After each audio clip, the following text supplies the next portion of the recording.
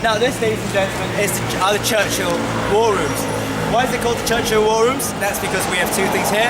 One, the Churchill Museum, dedicated to Sir Winston Churchill, and two, the Cabinet War Rooms, which is where the base of command for the British operation during the Second World War was held from.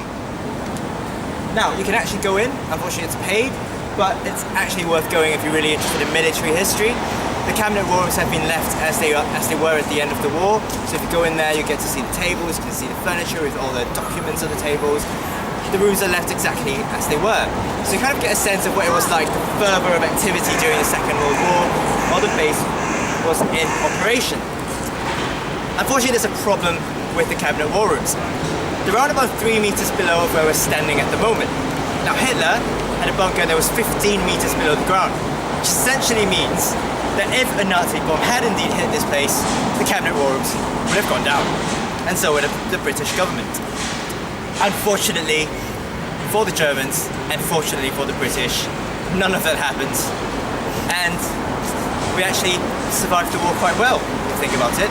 Now the reason why we survived the war quite well was thanks to the man called Sir Winston Churchill. Now who is Sir Winston Churchill, and why do we have so many things named after him? He was actually a man from a very aristocratic background. He's related to Lady Diana Spencer, that is Princess Diana, and he was actually not a very successful politician at first in the 20s.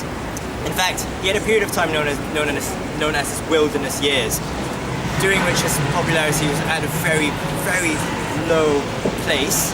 But afterwards, at the start of the war, in 1945, after Neville Chamberlain had resigned from his position, because he didn't manage to bring about peace after World War I.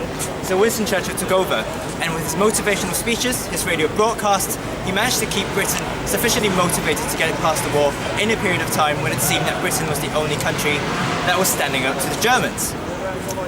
But there are two sides to every coin. So, on one side, you've got this very charismatic man, you've got a man who's giving all these great speeches, very carefully thought out speeches.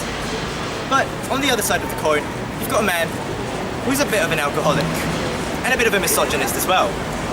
And there are two famous stories associated with Sir Winston Churchill that everyone will tell to kind of give you an idea of what sort of a man he was.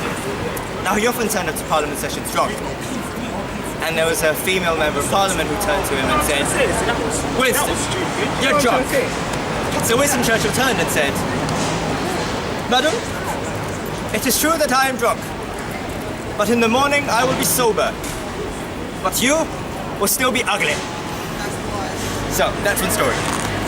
Now, another story goes that Lady Nancy Astor, a socialite at the time, said to Sir Winston Churchill, "Winston, if you were my husband, I'd poison your tea."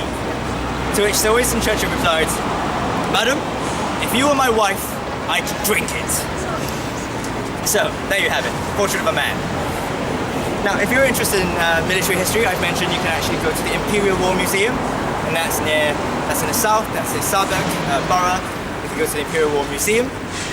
It's actually quite a kind of riveting exhibition where you can have a look at the war history of Britain. Obviously, Britain has been in a lot of wars, and you get to see signs of that all around the city.